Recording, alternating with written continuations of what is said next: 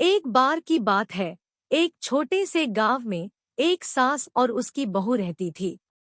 सास हमेशा अपनी बहू में दोष निकालती थी और छोटी छोटी बातों पर उसे लगातार डांटती रहती थी। इस बात को लेकर दोनों के बीच काफी कहासुनी हुई और वे हमेशा लड़ते झगड़ते रहते थे।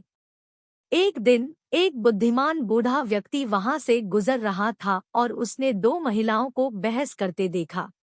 वह रुक गया और उनसे पूछा कि क्या बात है।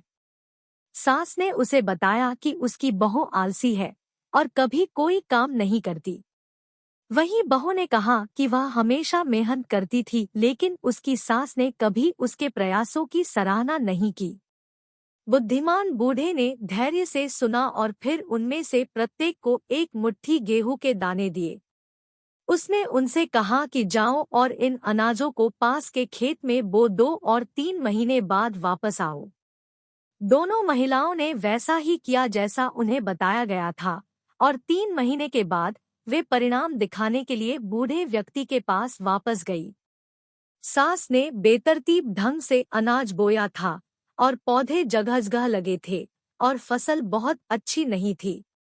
हालांकि बहू ने ध्यान से अनाज बोया था और उनका पालन पोषण किया था और उसकी फसल भरपूर थी।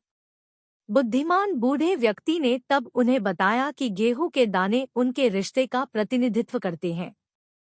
यदि वे अपने रिश्ते को प्यार और देखभाल के साथ निभाते हैं तो यह फलता फूलता और समृद्ध होगा, लेकिन अगर वे नहीं करते तो यह सूख जाता और मर जाता।